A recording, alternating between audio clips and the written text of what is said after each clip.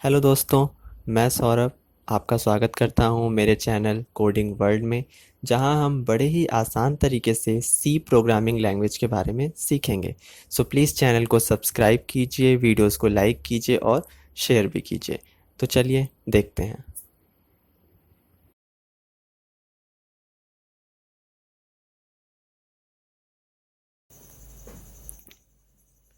Hello friends, तो आज हम वाइल लूप का नेक्स्ट प्रोग्राम देखने वाले हैं।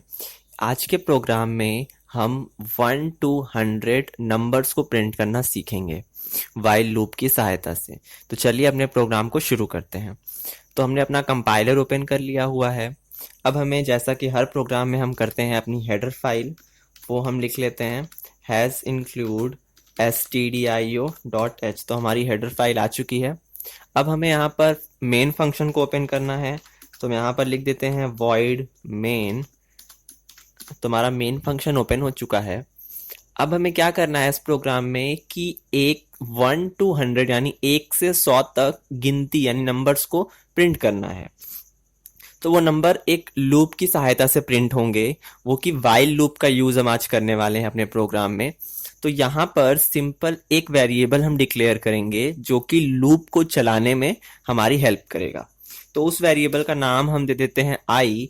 आपके वेरिएबल का नाम कुछ भी हो सकता है।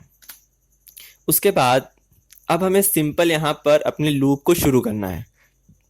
तो लूप को शुरू करने से पहले उसके जो 4 इंपॉर्टेंट पार्ट हैं उनके बारे में समझना था। तो पहला पार्ट होता है लूप का हिस्सा, जिसको बोलते हैं इनिशियलाइजेशन। इनिशियलाइजेशन का मतलब है कि वेरिएबल को एक वैल्यू असाइन करना।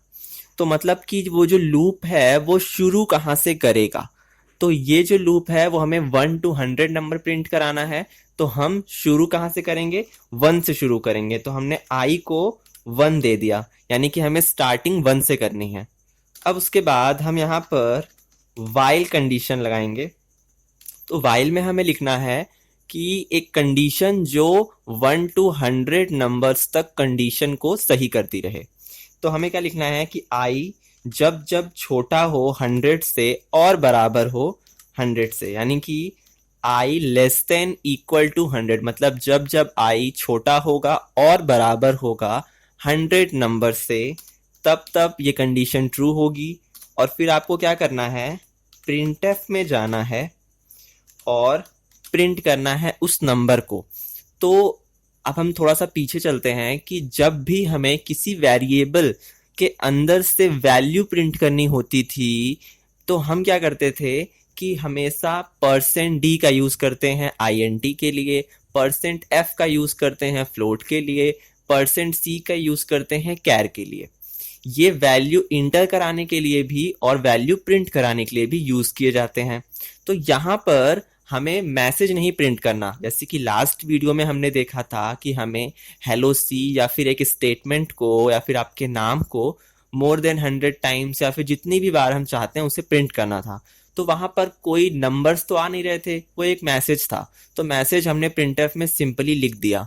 लेकिन यहाँ पर हमें नंबर प्रिंट करना है, और नंबर को प्रिंट करना और नंबर को एक्सेप्ट करना यानी स्कैनफ और प्रिंटफ करने के लिए हमारे पास कन्वर्जन स्पेसिफिकेशन दिए गए हैं, जो कि %d, %f, %c, %s ये सारे हैं। तो यहाँ पर जो वेरिएबल है आई वो है int टाइप का। तो उसे प्रिंट करने के लिए हमें लिखना होगा %d। ठीक है, तो %d हमने लिख दिया। अब हम यहाँ पे /t लिख रहे हैं। /t इसलिए लिख रहे हैं ताकि आपको वर्टिकली हॉरिजेंटली टैब दिखाई दे, ताकि एक डेटा के दूसरे डेटा के बीच में गैप हो। नहीं तो अदरवाइज वो लाइन से आ जाएगी तो आपको समझ में नहीं आएगा कि पूरी डेटा प्रिंट हुई या नहीं प्रिंट हुई। तो मैं यहाँ पे %d/t लिख देते हैं। अब कॉमा, अब हमें उस वेरिएबल का नाम देना है जिसकी वैल्यू प्रिंट करनी है। तो हम दे देते हैं आई, यानी कि आई के वैल्यू को हमें प्रिंट करना है। ये हो गया। तो मतलब 3 पार्ट हो गए हमारे लूप के। इनिशियलाइजेशन हो गया, दूसरा है कंडीशन या एक्सप्रेशंस। तो आई लेस देन इक्वल टू 100 हमने कंडीशन दे दी। फिर बॉडी ऑफ लूप में हमने प्रिंटफ कर लिया। अब लास्ट पार्ट है इंक्रीमेंट डिक्रीमेंट, मतलब वैल्यू बढ़ेगी या घटेगी। अब देखिए यहाँ पर 1 से अगर हम शुरू कर रहे हैं तो हमें ऊपर की तरफ जाना है, तो ऊपर की तरफ जाने के लिए हमें प्लस करना होगा, न कि माइनस। तो यहाँ पर हम लिखेंगे आई प्लस प्लस। आप चाहें तो यहाँ पर i equal to i plus 1 भी कर सकते हैं, दोनों का मतलब सेम ही होता है। तो यहाँ पर हम कर्ली ब्रेसेस को क्लोज कर देते हैं, तो वाइल लूप क्लोज हो गया। अब हम अपने मेन फंक्शन को बंद कर रहे हैं। तो यहाँ पर हमारा प्रोग्राम तैयार हो गया है जो कि 1 to 100 नंबर्स को प्रिंट करेगा। एक बार देख लेते हैं कि किस तरीके से ये चलने वाला है। तो सबसे पहले i की वैल्यू है 1, ठीक है। अब हम लूप कंडीशन के अंदर आ रहे हैं, तो कंडीशन सबसे पहले चेक होगी क्योंकि एंट्री कंट्रोल लूप है। अब देखिए कंडीशन में क्या कह रहा है कि i less than equal to 100, यानी कि i की वैल्यू कितनी है 1, 1 लेस देन इक्वल टू 100, इसका मतलब कंडीशन है ट्रू। तो अब आप लूप के अंदर जाएंगे यानी कि printf वाले एरिया में, और क्या प्रिंट करेंगे i की वैल्यू। उसके बाद आप नीचे जाएंगे और i की वैल्यू i प्लस प्लस कर देंगे, यानी कि उसमें एक और जोड़ देंगे। फिर उसके बाद i की वैल्यू कितनी हो गई 2। फिर कंडीशन चेक होगी कि i less than equal to 100, मतलब अब i की वैल्यू कितनी है 2, तो 2 less than equal to 100 condition फिर से ट्रू। तो फिर हम printf में जाएंगे और फिर नेक्स्ट वैल्यू यानी कि 2 को प्रिंट करेंगे। याद रखिएगा ये जो printf है वो लूप की हर बार नए नंबर को प्रिंट कर रहा है। हर बार लूप में नया नंबर आएगा और उसी नंबर को प्रिंट करेगा, पुराने नंबर को नहीं, क्योंकि वेरिएबल अपनी वैल्यू को प्रोग्राम में कभी भी बदल सकता है।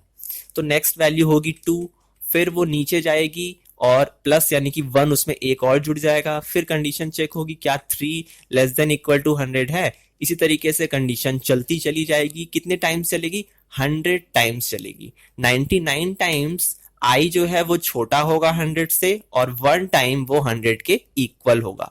इस वजह से ये 100 टाइम्स चलेगा और हर टाइम हमें एक नई वैल्यू को देखने को मिलेगी। तो प्रोग्राम हमारा तैयार हो चुका है, समझ भी लिया हमने किस तरीके से चलेगा। अब हम प्रोग्राम को रन करते हैं। तो कंट्रोल F9 प्रोग्राम को रन करने के लिए। कोई एरर नहीं है, इस वजह से प्रोग्राम रन हो चुका। अब Alt F5 से हम आंसर देख लेते हैं।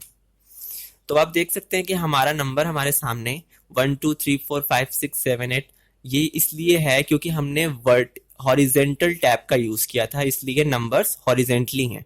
अगर आप /n का यूज करेंगे तो वो नंबर्स आपको सीक्वेंस में एक के नीचे एक देखने को मिलेंगे। तो आप देख सकते हैं 1 2 3 4 5 6 7 8 100 तक हमारे नंबर्स हमारे सामने आ चुके हैं। अब यहाँ पर हम /t हटा करके स्लैश किसी का नहीं यूज करते, चलिए हम /t भी हटा देते, /n भी। अब आप देखेंगे कि नंबर्स एक सीक्वेंस में आएंगे।